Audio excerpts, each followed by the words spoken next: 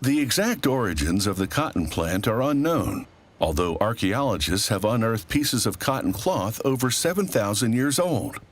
Through the centuries, cotton fiber was traditionally processed by hand until the early 18th century, when the first automated processing machine was invented.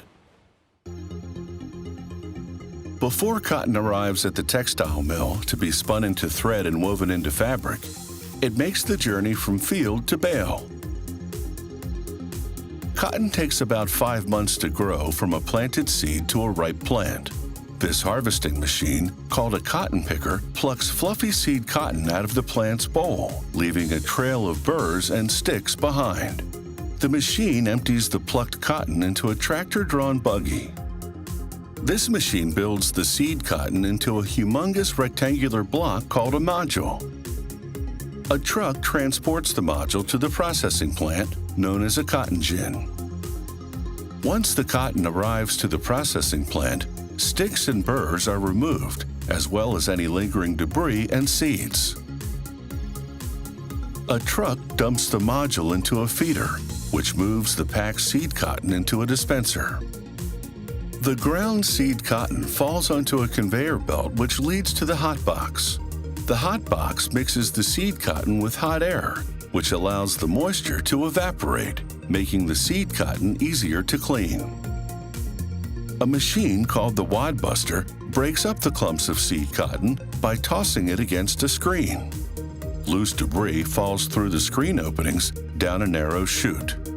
Then the seed cotton moves through a machine called the steady flow, which divides it equally between 2 processing lines. On each line, the seed cotton enters a burr machine, which grabs the seed cotton with a circular saw and swings it against metal bars. The centrifugal force shakes off the heavier debris. The seed cotton exits the machine through one pipe and the debris through another. A large auger transfers the debris to a waste chute and out of the plant.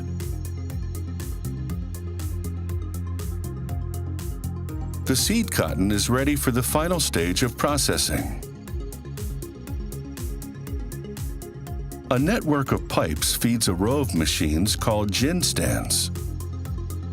The gin stand separates the seed from the fluffy stuff called the lint. Inside each stand are 116 circular saws, which are arranged horizontally, each separated by a steel rib. The saw teeth grab the seed cotton and pull the lint through the narrow gap between saw and rib.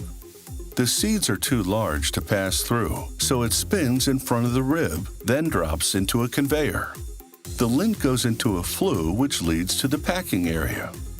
Cottonseed is sold as livestock feed, particularly for dairy cows.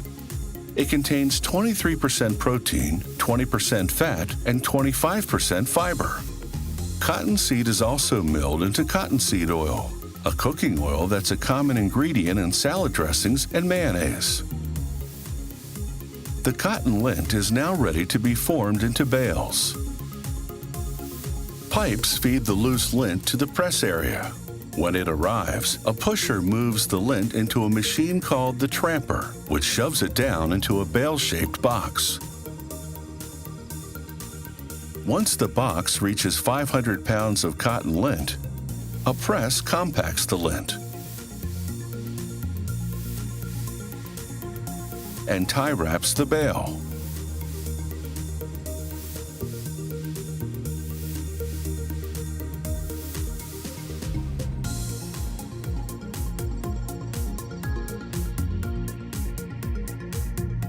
Next, a conveyor moves the bale to a bagging machine and past grippers, which pull a sample from each side.